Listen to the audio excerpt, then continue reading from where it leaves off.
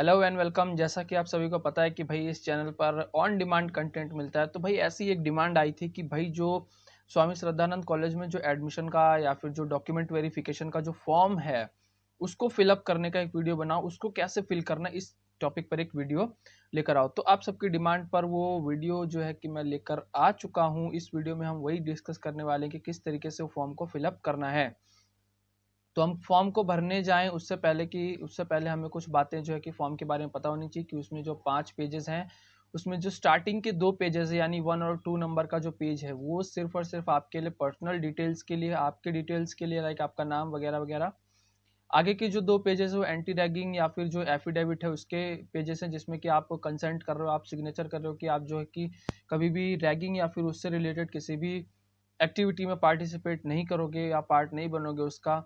Last एक page है आपके आईडी कार्ड का या फिर आइडेंटिटी कार्ड का, जिसको भरने के बाद आपका आइडेंटिटी कार्ड इशू होने वाला है।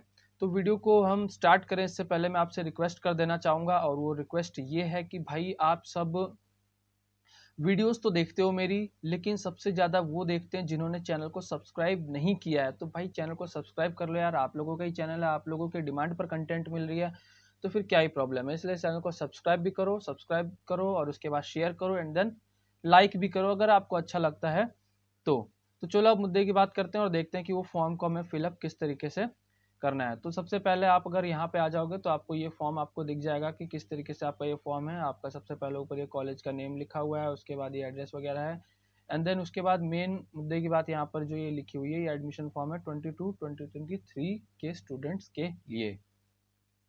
तो सबसे पहले आपको क्या करना है यहाँ पर स्टार्ट। अच्छा, आप ऐसा करो कि अपना जो फॉर्म है वो लेके आओ और मेरे साथ साथ भरना स्टार्ट करो ताकि आपको कोई भी चीज़ फिर आप भूलो ना। सबसे पहले यहाँ पर आपको आपके कोर्स का नेम लिख देना है जिसमें भी आप एडमिशन लेने जा रहे हो। उसके बाद यहाँ पर देखो नीचे ये पूछ रहा है कि किस कैटेगरी में आप एडमिशन लेना चाहते हो। तो जिस भी कैटेगरी में आप एडमिशन लेना चाहते हो, यहाँ पे कैटेगरीज की बहुत सारी लिस्ट दे रखी हैं, जनरल, एसटी, एससी, ओबीसी, जो भी आप कैटेगरी है आपको उस पर टिक कर देना। जैसे कि मैंने जनरल पर टिक किया हुआ है। अगर आप एक्स सर्विसमैन के कोटा में एडमिशन लेना चाहते हो, तो ओबीसी में लेना चाहते हो, तो इस तरीके से आप जिस पे भी टिक कर सकते हो जो भी आपकी कैटेगरी है। एंड देन उसके बाद आपको यहाँ पर अपना नेम लिखना है। जो भी आपका नाम है आप यहाँ पर अपना नेम लिख देंगे। और ये बात याद रखना कि भाई आपको जो है कि नेम यहाँ पर कैपिटल लेटर में ही लिखना है। आपको अपना नाम पूरा का पूरा कैपिटल लेटर में ही लिखना है। कैपिटल लेटर में आपको यहाँ पर नाम लिख देना है। जैसे कि आपका जो भी नाम है, लेट्स सपोज आपका अगर नाम राम है तो आपको कैपिटल लेटर में ही अपना जो है कि पूरा नाम लिखना है। और ये मस्ट इम्पॉर्टेंट बात कि आपका जो नाम यहाँ पे लिख रहे हो आप 10th के आपके सर्टिफिकेट के अकॉर्डिंग होना चाहिए। तो आप अगर आपको नाम आपका पता भी है ना तो भी मत लिखो, अपना 10th का सर्टिफिकेट देखो, सर्टिफिकेट के अकॉर्डिंग ही यहाँ पर अपना नाम लिखना।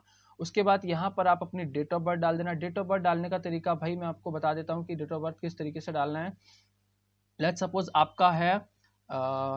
आपका 15 जनवरी है तो आपको लिखना है 15 और उसके बाद ये हाइफन, देन आपको जनवरी के लिए 01 एंड देन 2005 या 2006 जो भी आपका ईयर है, डेट ऑफ ईयर, तो उसको आप लिख सकते हो। जैसे कि यहाँ पे 2000 अगर 5 है तो इस तरीके से आपको अपना डेट ऑफ बर्थ जो है कि मेंशन करना है यहाँ पर। और उसके बाद यहाँ पर नेक्स्ट आपको ये लिखना है यहाँ पर कि मेल या फीमेल जो भी आप वो लिख सकते हो। उसके बाद आपकी नेशनैलिटी, आप कहाँ से बिलोंग करते हो। तो ऑब्वियस है कि मेजॉरिटी इंडियन में ही आएगी, आप इंडियन ही लिखोगे। उसके बाद आपका नेक्स्ट इसमें फादर नेम, यहाँ पर कैपिटल। याद रखना जितना भी आप नेम लिख रहे हो ना, नेम आप कैपिटल में ही लिखना, क्योंकि कोई भी अगर गड़बड़ होती है तो फिर प्रॉब्लम हो जाएगी। इसलिए आपको नेम तो हमेशा कैपिटल में ही लिखना है। और ये भी मैं आपको 10th के सर्टिफिकेट के अकॉर्डिंग ही लिखना है। जो भी आपका 10th का सर्टिफिकेट है उसको लेके बैठो, सारे के सारे नाम उसी के अकॉर्डिंग लिखो, चाहे फादर का नेम हो, चाहे मदर का नेम हो, चाहे आपका नाम हो। यहाँ पे फादर का नेम, और अगर फ़ोन नंबर देना चाहते हो फादर का तो यहाँ पे लिख देना अपने फादर का फ़ोन नंबर। एंड देन यहाँ पर आपको लिखना अपनी मदर का नेम, वही 10th के सर्टिफिकेट के अकॉर्डिंग, और अगर उनका मोबाइल नंबर देना चाहते हो तो यहाँ पर लिख देना।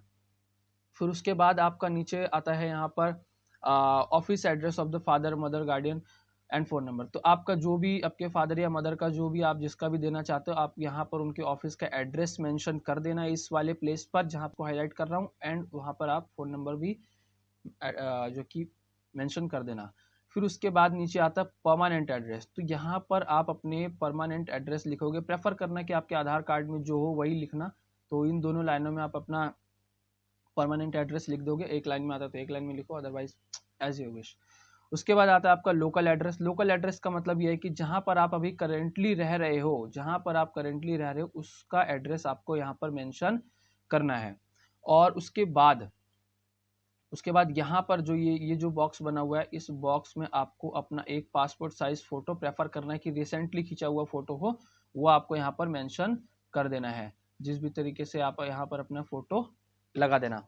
और उसके बाद आपका नेक्स्ट आता है इसमें, यहाँ पर आपका स्टूडेंट का ईमेल आईडी, आप जो भी ईमेल आईडी यूज़ करते हैं, जो भी आप ऑफिशियली यूज़ करते हैं, प्रेफर करना कि जो आपने फॉर्म भरते वक्त CSAS का फॉर्म भरते वक्त जो ईमेल आईडी यूज़ किया था वो वाला लिख देना। एंड मोबाइल नंबर भी वही लिखना जो आपने CSAS का फॉर्म भरते हुए यूज़ किया था, वो इसको आप यहाँ पर लिख देना।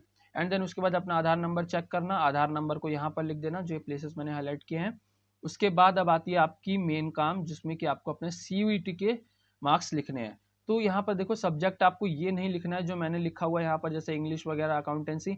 आपके केस में आपके जो सब्जेक्ट्स हैं वो आपको इसमें फिलअप करने हैं। जो भी 4, 5, 6 जो भी सब्जेक्ट है, 6 तो आई थिंक होंगे नहीं, 5 होंगे, तो आप इन 5 जगहों पे अपने सब्जेक्ट लिख देना।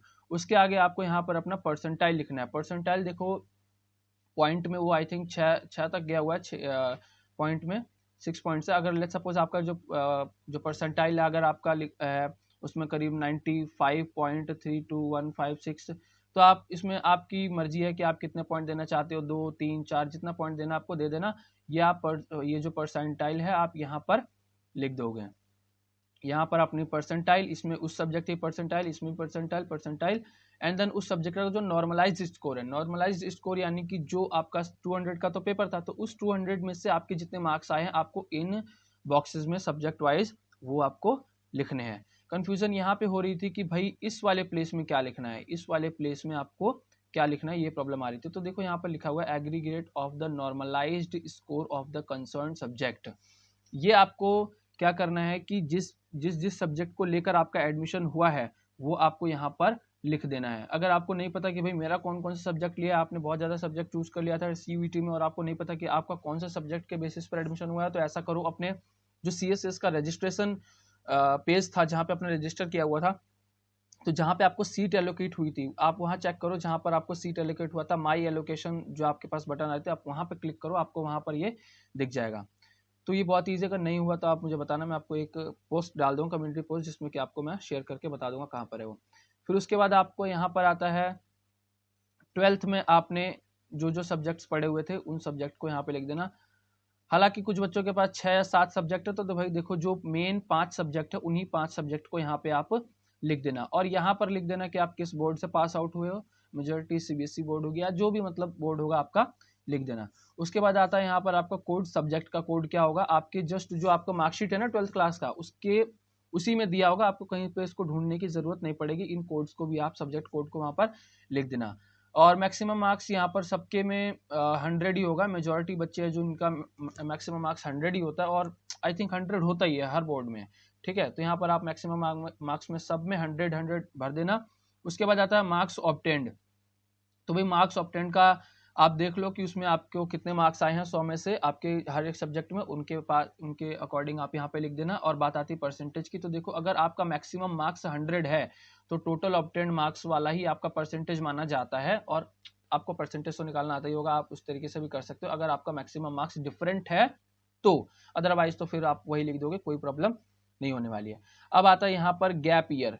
तो अगर आपका गैप ईयर है तो भाई यस कर दो, अपने गैप ईयर पर क्लिक कर दो, मतलब टिक कर दो। अगर गैप ईयर नहीं है तो नो पर टिक कर दो। तो गैप ईयर मेरे लिए नहीं था इसलिए मैंने इसको नो पर टिक किया था। और अगर आपका गैप ईयर है तो यहाँ पर आप रीजन बता देना कि आपका गैप ईयर क्यों हुआ। ये हो गया आपका फर्स्ट पेज कंप्लीट। और मैं एक बात बता दूं कि ये वाला जो सेक्शन है आप यहाँ पे कुछ भी मत भरना, ये सब ऑफिस के काम का है, वो ऑफिशियल्स अपने आप भर लेंगे इसको, ठीक है। अब आते हैं पेज नंबर 2 पर, ठीक है। तो पेज नंबर 2 में यहाँ पर आपको कुछ भी नहीं लिखना है। अगर आपने मतलब आप किसी यूनिवर्सिटी में अगर आप पहले से ही हैं, तो यूनिवर्सिटी ऑफ दिल्ली में अगर आप पहले से ही कोई कोर्स वगैरह कर रहे थे तो उसमें होगा, बट फ्रेशर्स के लिए तो ये ना ही है, इसको खाली छोड़ दो। और उसके बाद आपने अगर कोई भी ड्यू से अगर कोई और डिग्री या कोर्स का या कुछ भी और कोई पार्ट्स किया है तो उसको यस कर दो। अगर आपने किया है तो यस कर दो, अदरवाइज उसको नो कर दो। मैंने कोई नहीं किया था, कोई भी अभी कोर्स नहीं किया, मेरा DU में ये फर्स्ट एडमिशन है, इसलिए मैंने नो पर क्लिक किया था। एंड देन अगर आपका येस है तो फिर आपने किस कोर्स को किया हुआ है यहाँ पे लिख देना। फिर नेक्स्ट है इसमें, have you passed English up to class 12th? Yes, मैंने 10th तक इंग्लिश पास किया था। फिर इंग्लिश आपने 12th तक पास किया? यस, मैंने पास किया था। हिंदी आपने 10th तक पास किया? यस, मैंने हिंदी पास किया था। आपके अकॉर्डिंग आपके जो जो केसेस है आप उन पर ऐसे टिक कर देना, यहाँ पर कोई प्रॉब्लम नहीं होने वाले। उसके बाद एक मेन पॉइंट यहाँ पर आता है कि भाई admission on the basis of the sports और एक्स्ट्रा करिकुलर एक्टिविटीज़। तो अगर आप एक्स्ट्रा करिकुलर एक्टिविटीज़ या फिर स्पोर्ट्स कोटा में एडमिशन लेना चाहते हो तो येस पर टिक कर देना। मेरे केस में ये नो था, इसलिए मैंने नो पर टिक किया हुआ है। और उसके बाद अगर आप अपने आप को इस कैटेगरी में मानते हो तो फिर यहाँ पे भी आप येस टिक कर देना, अदरवाइज मैंने तो नो पर ये टिक कर रखा है। उसके बाद यहाँ पर अगर आपने नो कर दिया तो भाई उसको छोड़ देना। अगर आपने यस कर रखा है तो आप ये बताओ कि यहाँ पर कि आपको किस स्पोर्ट्स में डिस्टिंक्शन मिला हुआ है। देखो यहाँ पर कौन सा स्पोर्ट्स में मिला हुआ है, तो आप यहाँ पर लिख सकते हो। और उसके बाद उस डिस्टिंक्शन की जो आपके पास कॉपी होगी, अटैच कॉपी, वो भी आपको अटैच करनी पड़ेगी, जो भी आपके सर्टिफिकेट्स होंगे इस स्पोर्ट्स से रिलेटेड। और उसके बाद है यहाँ पर which game you will play in the college. तो आप अगर जो भी गेम कॉलेज में खेलना चाहते हो स्पोर्ट्स के अकॉर्डिंग तो आप इसमें लिख सकते हो, अदरवाइज इसको आप खाली छोड़ सकते हो, इसमें कोई भी मैंडेटरी चीज़ नहीं है। उसके बाद इसमें आता है कि एक्स्ट्रा करिकुलर एक्टिविटीज़ में आप किस में पार्टिसिपेट लेंगे, आप जिसमें भी लेना चाहते हो लिख सकते हो, अदरवाइज इसको ब्लैंक छोड़ सकते हो। ये भी आप ब्लैंक छोड़ सकते हो। अगर आपने कोई भी लैंग्वेज कोर्स में अगर अप्लाई नहीं किया तो आप इस वाली चीज़ को भी आप ब्लैंक छोड़ सकते हो, इस कॉलम को भी आप ब्लैंक छोड़ सकते हो।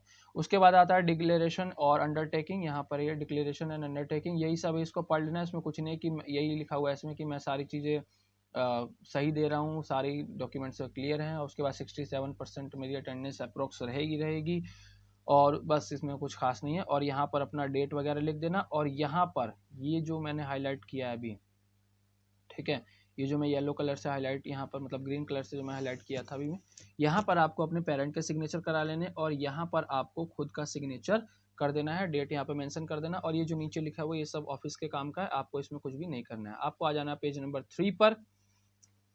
तो अगर अभी तक आपको वीडियो सही लग रही है, आपको इन्फॉर्मेटिव लग रही है, तो चैनल को सब्सक्राइब और वीडियो को लाइक और ज़्यादा से ज़्यादा लोगों तक शेयर जरूर कर देना प्लीज़, ठीक है।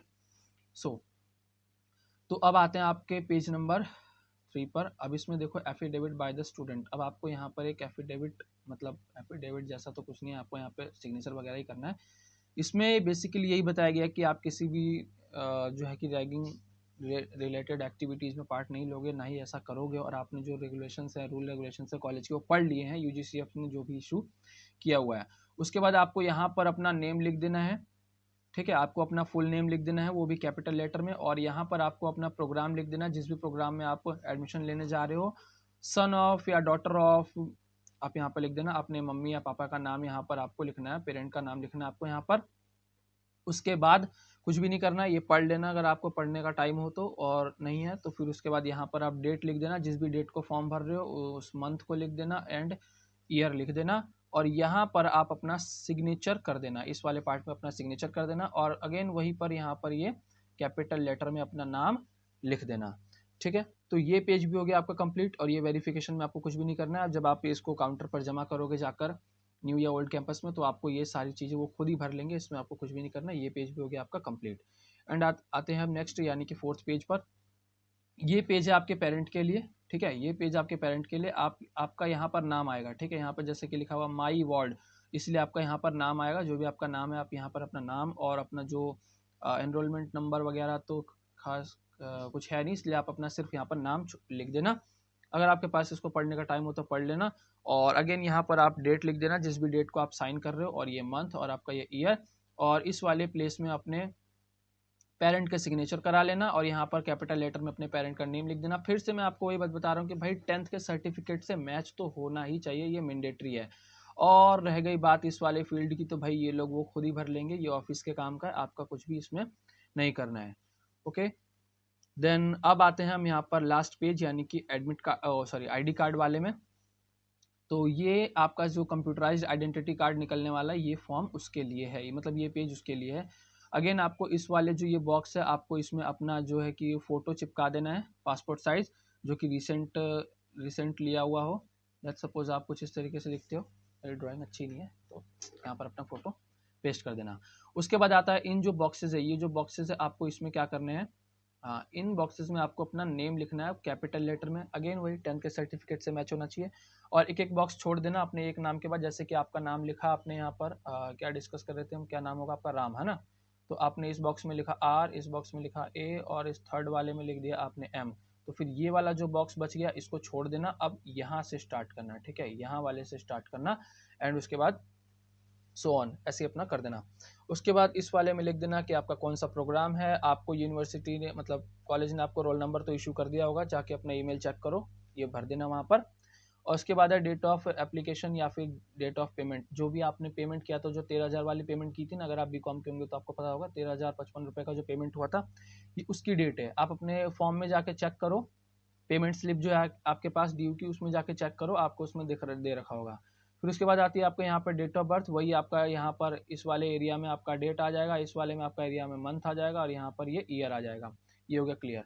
उसके बाद है यहाँ पर नेक्स्ट वाले में आपको यहाँ पर फादर नेम, वही आपका कैपिटल लेटर 10th सर्टिफिकेट से मैच, और वही एक बॉक्स छोड़ देना। 10th में तो यार आई थिंक हमने कर रखा था, ये तो आपको पता होना चाहिए किस तरीके से बनना है। नेक्स्ट आता है आपका यहाँ पर फ़ोन नंबर, आपका फ़ोन नंबर लिख देना, यहाँ पर लेटेस्ट वाला फ़ोन नंबर लिखना जो कि आप यूज़ करते हो, ताकि अगर कोई कॉल करना चाहता है तो ये हेल्पफुल हो। प्रेफर करना कि आपने जो CSS के फॉर्म में भरा था वही वाला फ़ोन नंबर यहाँ पर भर देना। उसके बाद आता है नेक्स्ट आपका यहाँ पर लोकल एड्रेस। लोकल एड्रेस का मतलब ये है कि जहाँ पर आप करेंटली अभी रहते हो वो लिख देना। कई सारे बच्चे PG में रह रहे हैं तो भाई अपने PG का एड्रेस डाल दो, अदरवाइज जहाँ का भी आपको डालना है डाल दो। याद रखना कि ये आपसे कांटेक्ट करने के लिए में भी यूज़ किया जाएगा, इसलिए आप इसको यहाँ पर लोकल एड्रेस अपना करेक्ट ही डालना जहाँ पर अभी आप करेंटली रह रहे हो। उसके बाद आते इस वाले कॉलम में यानी इस वाले रॉ में आपको अपना आधार नंबर लिखना है। जो भी आपका आधार नंबर है वो आधार नंबर लिख दो। यहाँ पे आपको जगह वगैरह छोड़ने की जरूरत नहीं है, आप डायरेक्ट अपना लिख दो, जो भी आपको आधार नंबर है आपका वो लिख सकते हो। उसके बाद आता है यहाँ पर आपको करना है अपना सिग्नेचर, ऐसे करके अपना जो भी है सिग्नेचर वगैरह कर देना। उसके बाद यहाँ पर है प्रिंसिपल के सिग्नेचर, तो वो लोग तो खुद ही देख लेंगे। और यहाँ पर आपका जो फॉर्म है भाई वो हो गया कंप्लीट, ठीक है, आपका फॉर्म यहाँ पर कंप्लीट हो गया है। अगर वीडियो आपको अच्छी लगी हो तो प्लीज़ इसको लाइक करना, शेयर करना, सब्सक्राइब कर लो चैनल को, और भी ऑन डिमांड कंटेंट आपको इस चैनल पर मिलते रहेंगे। Thank you so much.